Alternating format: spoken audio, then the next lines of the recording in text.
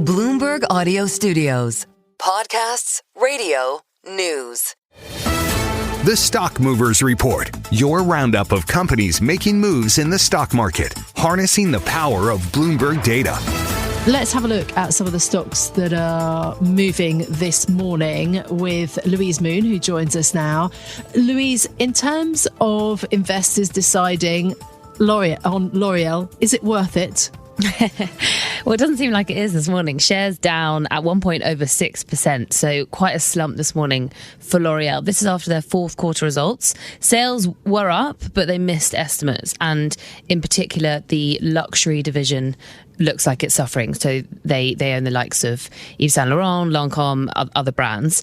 This is kind of a weakness in spending, changing consumer habits, but particularly a weakness in China and a changing consumer there.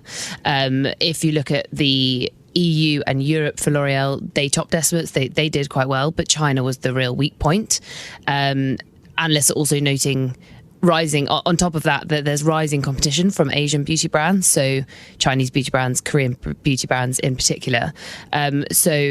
Yeah, essentially the luxury division compounded by China is what's really dragging it. So, and then on top of that, there was actually one analyst that noted that they are still cautious slightly about European demand for the year. So a lot of headwinds for L'Oreal, and that's been reflected in their fourth quarter sales and also in their share price reaction. Yeah, absolutely. Shares down for L'Oreal today. Flutter's gamble also doesn't seem to be paying off. What's happening there? No, shares slumped 14% today. Interestingly, this is actually a reaction from results from another gambling firm, DraftKings, that came overnight in the US. So they had their fourth quarter sales, missed estimates, 2026 forecast missed estimates, all came in quite soft. Flutter is reacting on the back of this.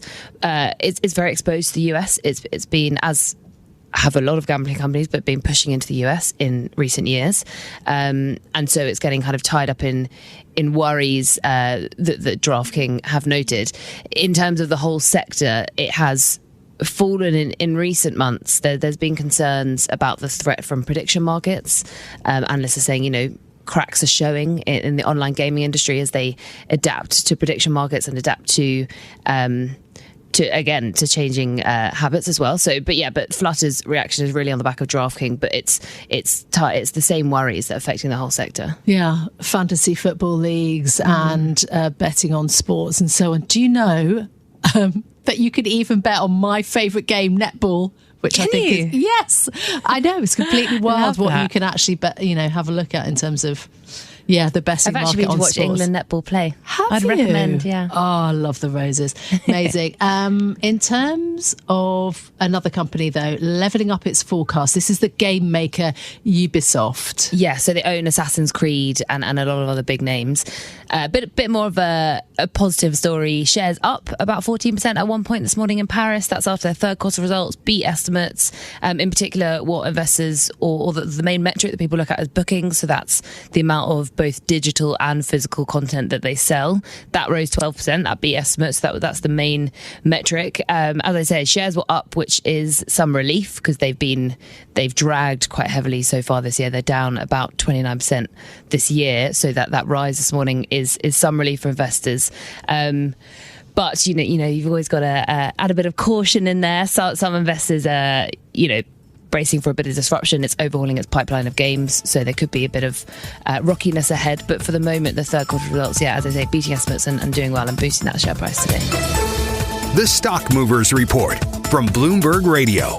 Check back with us throughout the day for the latest roundup of companies making news on Wall Street. And for the latest market-moving headlines, listen to Bloomberg Radio live. Catch us on YouTube, Bloomberg.com, and on Apple CarPlay and Android Auto with the Bloomberg Business app.